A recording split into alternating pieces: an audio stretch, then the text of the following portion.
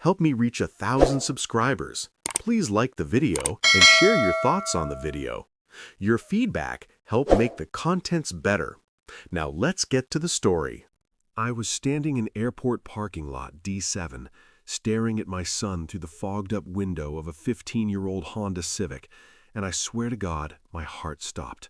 Not metaphorically. I actually felt it skip a beat.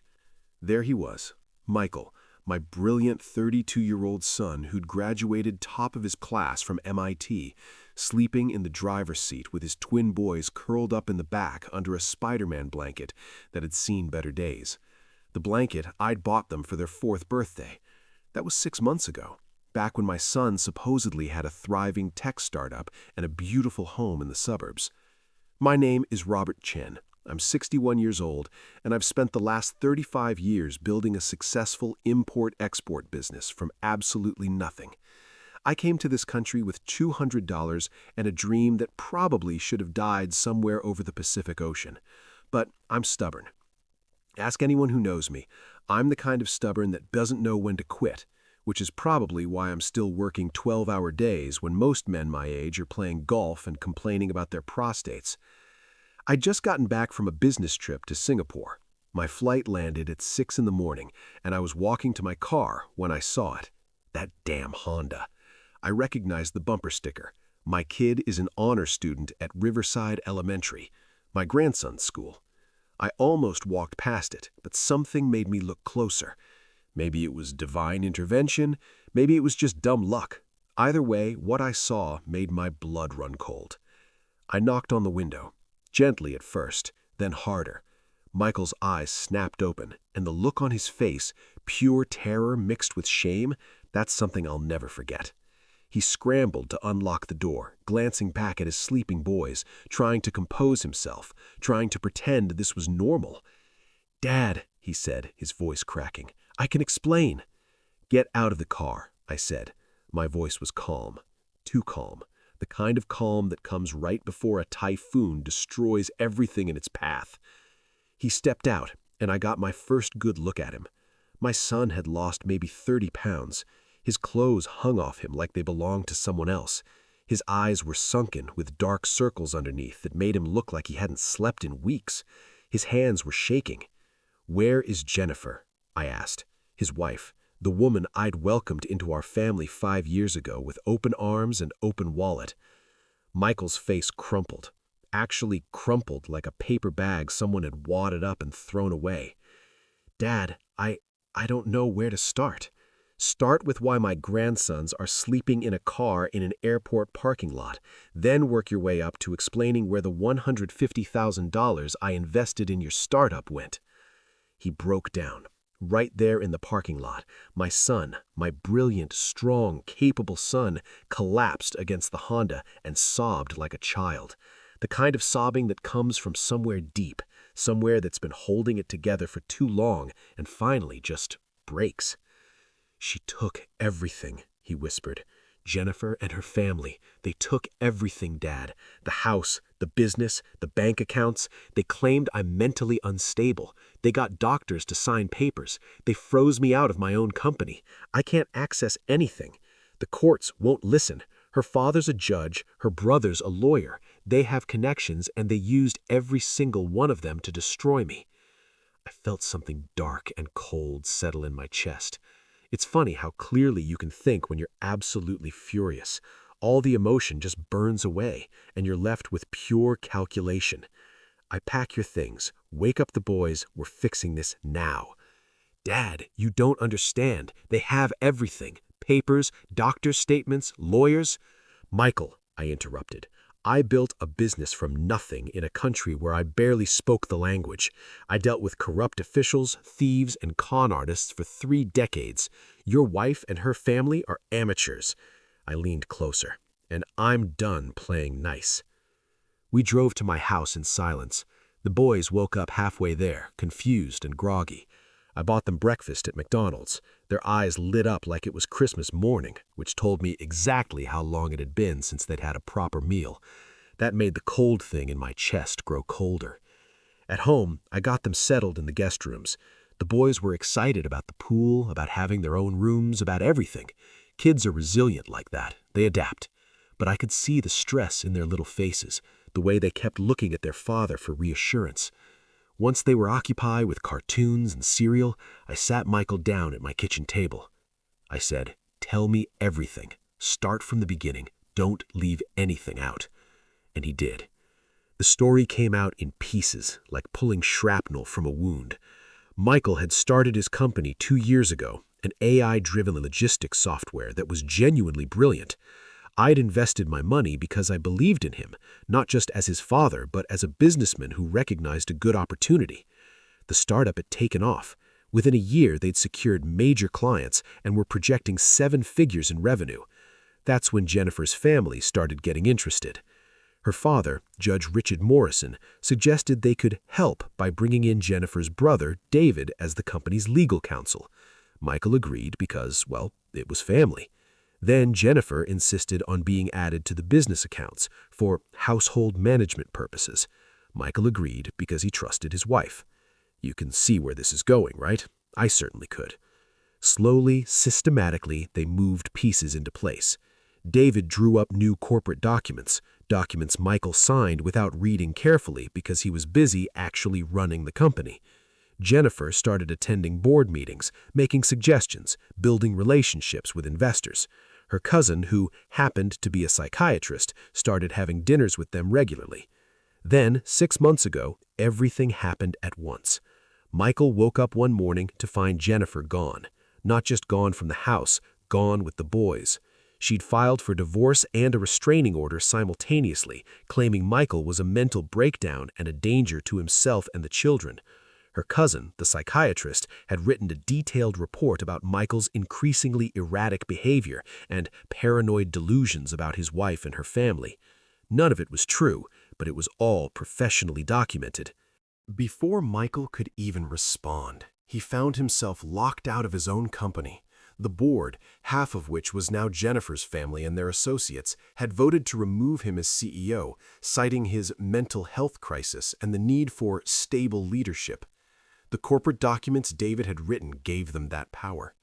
The house was in both their names, but Jennifer's lawyer, surprise, surprise, another family friend, got a judge to freeze all marital assets pending the divorce settlement. That judge, her father's golf buddy. Michael couldn't access his money to fight them, couldn't afford a lawyer, couldn't even afford an apartment. The restraining order meant he couldn't see his kids. When he tried to fight it, her psychiatrist cousin testified that Michael was delusional and potentially dangerous. The system swallowed him whole. "I tried everything," Michael said, staring at his hands. "I went to different lawyers, but as soon as they heard Morrison was involved, they wouldn't touch the case. I tried to see the boys at school, and Jennifer had me arrested for violating the restraining order. I spent 2 nights in jail, Dad. 2 nights. And when I got out, I had nothing. No job, no money, no home. The Honda is the only thing I bought before the marriage, so it's the only thing they couldn't take." I listened to all of this with that cold, calculating calm. When he finished, I asked one question. "Do you have any documentation, anything at all?" He nodded. "I have some old corporate emails on a personal account, board meeting notes, some financial records I downloaded before they locked me out. But Dad, what good is it? They have judges and lawyers and doctors. I'm just some guy claiming his wife screwed him over." I smiled. Not a nice smile. "Michael, your wife and her family made one critical mistake." "What's that?" "They assumed I was just a doting father with a checkbook." I pulled out my phone. "I'm a businessman who's been operating in international markets for 35 years. I know people, I know how things work, and I know exactly how to burn their little empire to the ground." The first call I made was to James Park, a private investigator I'd used for business matters over the years, the kind of investigator who knows how to find things people don't want found. I gave him everything Michael had told me and a very generous retainer. "I want everything," I told James. "Financial records, communications, anything that shows fraud or conspiracy. And James, the clock is ticking. I want preliminary findings in 72 hours. The second call was to my lawyer, Margaret Chen, no relation, but she was tough as nails and owed me several favors. I explained the situation. Robert, she said carefully, if what you're saying is true, this is a conspiracy to commit fraud, possibly racketeering if we can prove coordination. But going after a sitting judge and his family? That's dangerous territory. I'm not asking if it's dangerous. I'm asking if you can do it. There was a pause, and then, give me 72 hours. The third call was to an old friend from my early days in business. Tommy Wu had started out like me, an immigrant with nothing, but he'd gone into real estate and development. He now owned half of downtown and connections that made the Morrison family look like small-time operators. Tommy, I said, I need information on Judge Richard Morrison. Everything. Financial, political, personal. Whatever skeletons are in that closet, I want to know about them. Tommy whistled. Morrison's connected, Robert. You sure you want to poke that bear? I'm not poking it. I'm going to cage it, starve it, and watch it die. Are you in or not? He laughed. I'm in. Morrison's been blocking one of my development projects for 2 years anyway. Time for some payback. You know what's funny? People like the Morrisons get so comfortable with their power that they forget the basics. They forget that everything leaves a trail. Every lie, every manipulation, every dirty deal, somewhere there's evidence. James Park called me back in 48 hours, not 72. Mr. Chen, and I could hear the excitement in his voice, you're going to want to see this in person. I met him in his office. He had 3 banker's boxes full of documents and a laptop with spreadsheets that made my head spin. But I didn't need to understand all of it. I just needed to understand the summary. Your son's company was doing better than even he knew. According to the financial records I accessed, legally, I might add, the company was on track to be worth $20 million within 2 years. The contracts he'd secured were massive. So Jennifer and her family knew this. Oh, they knew. Look at this email chain. This is from David Morrison to his father 2 months before Jennifer filed for divorce. Quote, the company valuation is higher than expected. We need to move quickly before Michael brings in outside investors. Once we remove him and establish Jennifer as majority shareholder, we can either run it ourselves or sell it for a profit. There it was, in writing, conspiracy to commit fraud. There's more, James continued. I found the psychiatrist's records. Dr. Sarah Morrison, Jennifer's cousin, never actually treated Michael, never had a single session with him.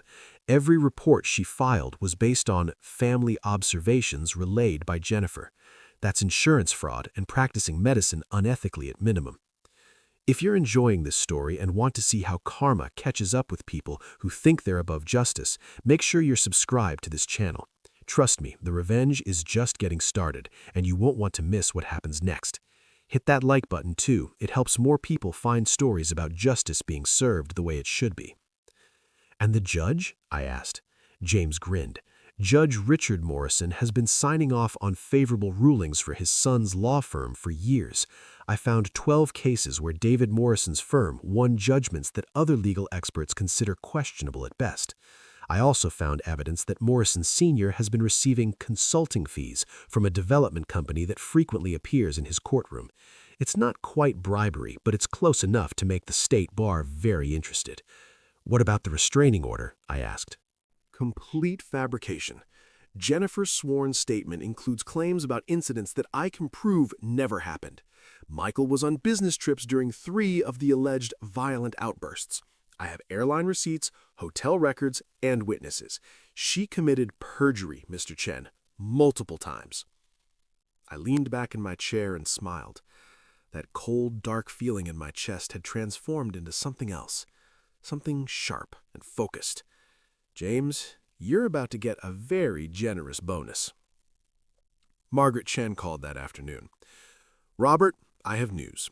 The State Bar received an anonymous complaint about Judge Morrison's conduct. They're opening an investigation.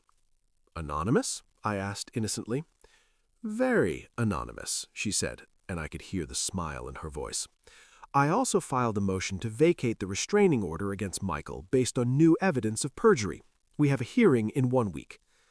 Can we get Michael reinstated to his company? That's trickier, but I've filed a lawsuit against Jennifer, David Morrison, and the current board members for conspiracy to commit fraud, breach of fiduciary duty, and theft. With the evidence James provided, I'm confident we can at least freeze the company's assets and get Michael back in as CEO pending the investigation. Do it, I said. Tommy Wu called that evening. Tommy, Robert, you magnificent bastard. You didn't tell me you were going nuclear. I don't do anything halfway, Tommy. What did you find? Morrison's been taking money from developers in exchange for favorable zoning decisions. I have 3 developers willing to testify if given immunity.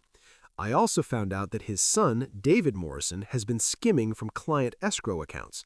Not much, just enough that he thought no one would notice. But it's embezzlement, and I have an accountant who's willing to blow the whistle. Why would an accountant do that? Because David Morrison screwed him on a fee payment and threatened to sue him. People are surprisingly willing to cooperate when they've been personally wronged. Funny how that works, isn't it? The Morrisons had spent so many years screwing people over that when it came time to take them down, I had more allies than I could use. The next 7 days were a blur of legal motions, document filing, and strategic leaks to the press. Because here's the thing about people in power. They hate the spotlight when it's not flattering. And boy, did we shine a spotlight on the Morrison family. The local newspaper ran a story, "Prominent Judge Under Investigation for Ethics Violations." The same day, a legal blog posted an analysis of questionable rulings from Morrison's courtroom. The next day, someone leaked the information about David Morrison's escrow account irregularities to the state bar. I have no idea who could have done such a thing. None at all. By day 5, Jennifer's lawyer, the family friend, withdrew from the case, citing conflict of interest. By day 6, 2 board members of Michael's company resigned, claiming they'd been misled about the circumstances of Michael's removal. Rats fleeing a sinking ship. You love to see it. The hearing for the restraining order was on a Friday morning. I sat in the courtroom with Michael, watching as Margaret Chen systematically destroyed Jennifer's claims. She had the airline records, the hotel receipts, the witness statements. She had Dr. Sarah Morrison's own records showing she'd never actually treated Michael. The judge, not Morrison, thankfully, looked angrier with each piece of evidence. When Jennifer's new lawyer tried to object, the judge cut him off.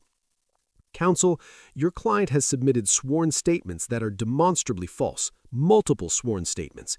Do you have any explanation for this? The lawyer stammered something about misremembering dates and emotional distress, but it was pathetic. The judge vacated the restraining order immediately and ordered Jennifer to produce the children for a custody evaluation by an independent psychiatrist. Jennifer looked like she'd been slapped. She kept glancing at the back of the courtroom where her father should have been sitting. But Judge Morrison wasn't there. He was too busy dealing with his own legal problems. As we left the courthouse, I saw Jennifer standing by her car crying into her phone.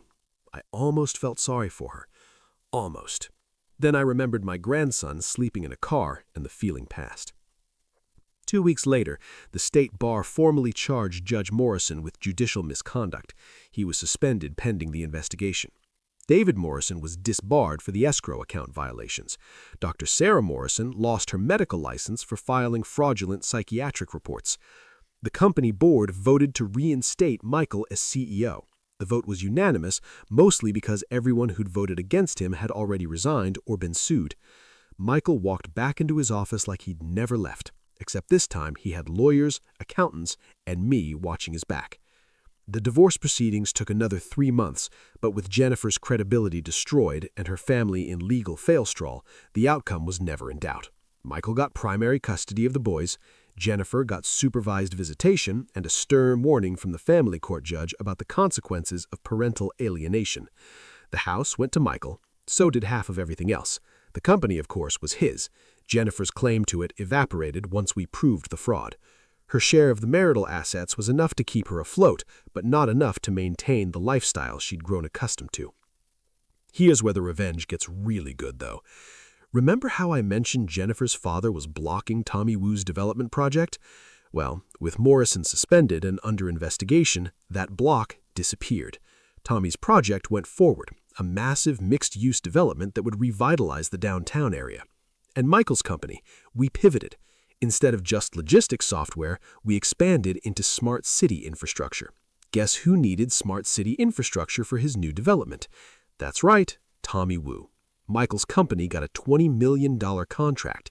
The company Jennifer and her family had tried to steal was now worth more than they'd ever imagined, and they didn't own a single share of it. But wait, it gets better. The house, the one Jennifer had claimed in the divorce, the one she'd locked Michael out of, had a mortgage, a big one. As part of the divorce settlement, Jennifer was responsible for half the mortgage payments until the house sold. Except Michael didn't want to sell it anymore. He wanted to keep it, which meant Jennifer was stuck paying $1,500 a month on a house she couldn't live in for a minimum of 5 years per the settlement agreement. I asked Michael why he did that. He just smiled, my smile, I realized, and said, "I want her to pay for that house every single month and remember what she tried to do. Every check she writes is a reminder that she destroyed her life for nothing." Dark? Maybe. Satisfying? Absolutely.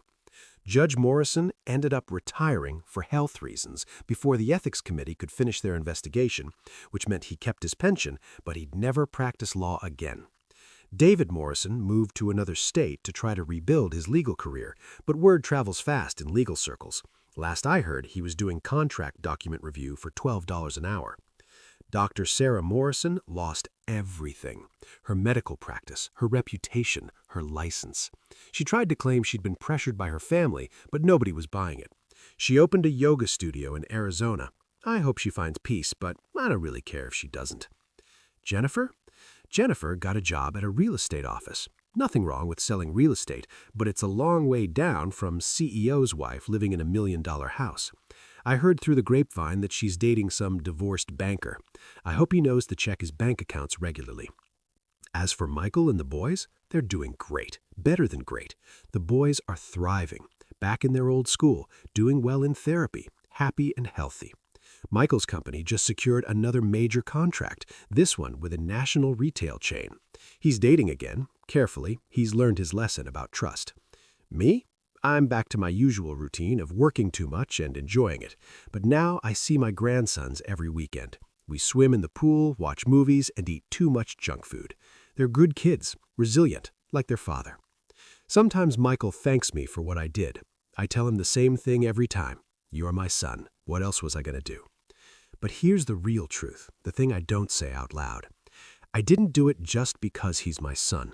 I did it because some things in this world need to be corrected. Some people spend their whole lives taking advantage of others, using the system to hurt people and never facing consequences. The Morrison family thought they were untouchable.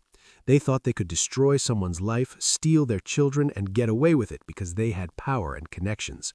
They were wrong. And now, every morning when Jennifer Morrison writes that mortgage check for a house she'll never live in again, every time David Morrison reviews contracts for pocket change, every time Judge Morrison looks at his law degree collecting dust, they'll remember. They'll remember that they picked the wrong family to destroy.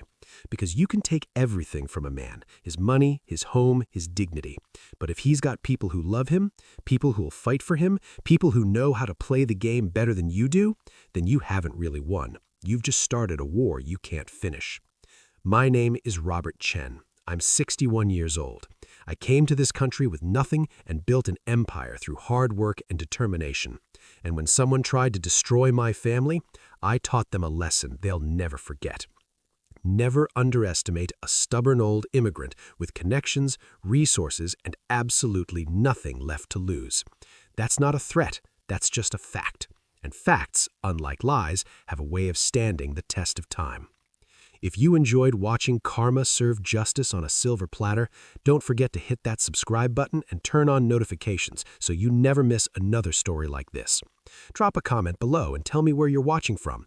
I love seeing our community span the entire globe, and honestly, your comments make my day every single time. Special shout out to our amazing viewers from the United States, the Philippines, and Canada. You three represent nearly 70% of our audience, and I see you showing up in the comments section every single day with your support and your own incredible stories. Whether you're watching from New York, Manila, Toronto, or anywhere in between, thank you for being part of this community.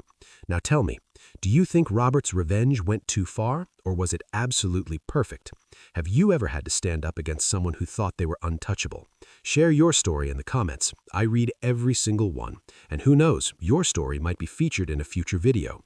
Until next time, remember, karma might take its time, but it always knows your address. See you in the next one.